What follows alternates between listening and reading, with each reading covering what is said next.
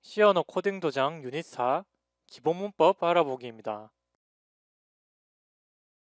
지금까지 간단하게 C 언어로 문자열을 출력해 봤습니다. 이번에는 C 언어의 전체적인 문법을 알아보겠습니다. 먼저 세미콜론입니다. C 언어는 구문이 끝날 때 세미콜론을 붙입니다. 이렇게 printf hello world가 있으면 끝에 세미콜론을 붙입니다. C 언어에서는 이 세미콜론을 생략하면 컴파일 에러가 발생합니다. 그래서 항상 세미콜론을 주의해야 됩니다. 그런데 이렇게 내용이 이어지는 문법은 세미콜론을 붙이지 않습니다.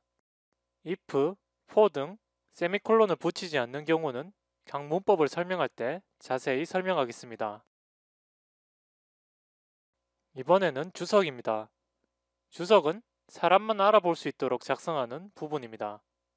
그래서 주석은 컴파일러가 처리하지 않습니다. 그리고 컴파일러가 처리하지 않으니까 프로그램의 실행에도 영향을 주지 않습니다. 주석은 한 줄 주석과 범위 주석이 있습니다. 먼저 한 줄 주석은 이렇게 슬래시 2개를 하고 헬로 월드 출력을 입력하면 이 부분은 주석이 됩니다. 그리고 코드 맨 앞에 슬래시 2개를 사용하면 해당 줄은 모두 주석이 됩니다. 그래서 이 printf는 동작하지 않습니다. 이렇게 코드를 작성하고 맨 뒤에서 슬래시 2개로 주석을 시작할 수도 있습니다. 그리고 이렇게 코드가 2개 있을 때 슬래시 2개를 붙이면 이 뒤에 있는 printf는 동작하지 않습니다. 이번에는 범위 주석입니다. 범위 주석은 슬래시 별로 시작해서 별 슬래시로 끝납니다. 이렇게 시작 부분과 끝 부분 사이에 있는 코드는 모두 주석이 됩니다. 그리고 범위 주석은 이렇게 코드 한 줄에서 부분만 주석으로 만들 수 있습니다. 그리고 C 언어에서 또 중요한 부분이 중괄호입니다. 중괄호는 이렇게 코드에서 범위를 나타냅니다. 그래서 이렇게 중괄호로 묶은 부분은 메인 함수의 범위입니다. 그리고 중괄호는 if나 for 등의 키워드가 영향을 미치는 영역을 정할 때도 사용합니다. 그리고 중괄호는 구조체, 공용체, 열거형 등을 정의할 때도 사용합니다. 여기서 이렇게 중괄호 뒤에 세미콜론을 붙일 때도 있고 붙이지 않을 때도 있습니다. 이 부분은 각 문법을 설명할 때 자세히 설명하겠습니다. 이번에는 중괄호의 위치입니다. C 언어에서 중괄호의 위치는 딱히 문법으로 정해져 있지 않습니다. 하지만 사람들이 주로 사용하는 스타일이 있습니다. 먼저 줄의 시작 부분에서 중괄호를 사용하는 스타일입니다. 이런 스타일은 C 언어에서 주로 사용합니다. 그리고 줄의 맨 마지막에서 중괄호를 사용하는 스타일입니다. 이런 스타일은 주로 자바에서 사용합니다.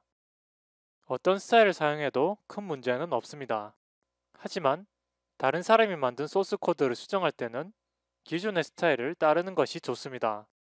이 책에서는 구조체, 공용체, 열거형 등을 정의할 때는 2번 스타일을 사용하고 나머지는 모두 1번 스타일을 사용하겠습니다.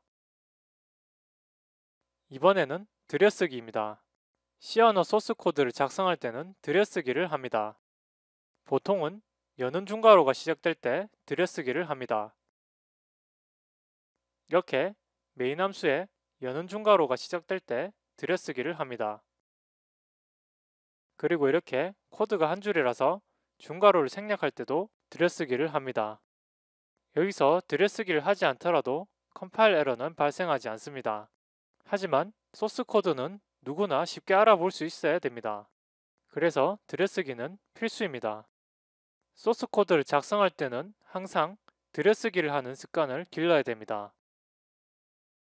들여쓰기 규칙은 이렇게 공백 2칸, 공백 4칸, 탭 1칸 등 여러가지 방법이 있습니다.